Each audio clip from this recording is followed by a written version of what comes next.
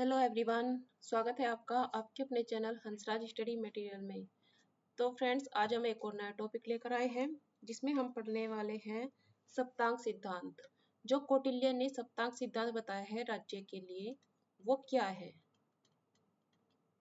सप्तांग 7 अंग अर्थात ये सप्तांग सिद्धांत क्या है, इसके बारे में हम पढ़ेंगे डिटेल से। कई बार क्वेश्चन भी बनता है इससे, किस किस अंग से किस की तुलना की गई है। देखिए, जो कौटिल्य है, इन्होंने पूरे राज्य को, जो राज्य होता है उसे एक इंसान के रूप में मानकर, तो उसके जो अंग होते हैं उस अंगों से तुलना की है। जो अधिकारी होते हैं वहाँ के, जो विभाग होते हैं, तो उन सब की तुलना एक व्यक्ति के तुलना अंगों से की गई है। तो इसमें जो सबसे प्रमुख अंग देखिए कौन कौन से, किस किस की तुलना की गई है, पहले तो हम वो लिख लेते हैं। स्वामी अर्थात राजा, एक तो ये हुआ अंग।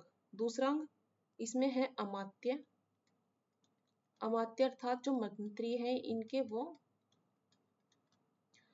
तीसरा अंग है राष्ट्र। चौथा अंग है इसमें दुर्ग। पांचवा अंग क्या है? पांचवा है कोष। छठा अंग है दंड। और सातवां है इसमें मित्र। तो देखिए 7 है और इनकी तुलना कि, किससे की गई है वो देख लेते हैं। तो पूरे राज्य को जो एक माना गया है, तो उसमें स्वामी अर्थात जो राज्य है, राजा है, उसकी तुलना की गई है आदमी के सिर से। राज्य का जो सिर होता है, शीर्ष अर्थात सिर, वो किसे माना गया है? राजा को माना गया है। अमात्य और मंत्री, इसकी तुलना की गई है आंखों से। जो आंखें होती है किसी व्यक्ति की, राज्य की आंखें क्या है? राज्य की आंखें होती है उसके मंत्री। राष्ट्र की तुलना की गई है, ये राज्य के पैर होते हैं, पैरों से तुलना की गई है राष्ट्र की। दुर्ग किसे माना है? दुर्ग माना है राज्य रूपी शरीर की ये बाहें होती है, जो बाहें अर्थात उसके हाथ होते हैं, वो माना है दुर्ग को। कोष किसे माना है? कोष माना है मुख को, मुख या मुंह कह लीजिए आप। दंड किसे माना है? दंड माना है जो राज्य है उसका मस्तिष्क अर्थात उसका जो दिमाग है, उसे ही माना है दंड।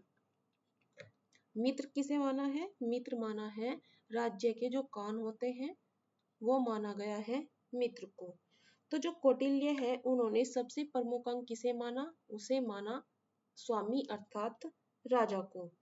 और इसी राजतंत्र व्यवस्था का कौटिल्य ने समर्थन किया है।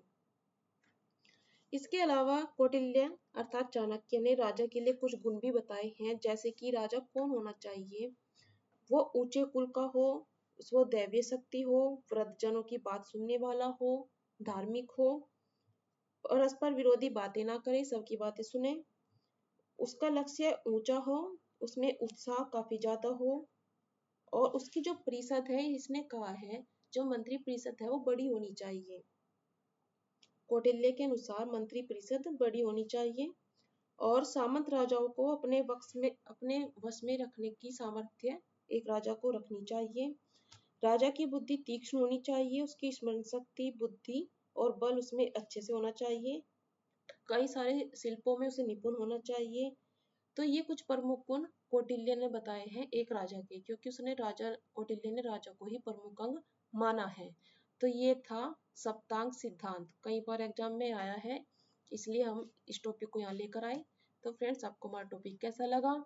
पसंद आता है तो प्लीज लाइक शेयर कीजिए और हमारे चैनल को सब्सक्राइब कीजिए। चलिए मिलते हैं नेक्स्ट वीडियो में एक और टॉपिक के साथ। Thank you.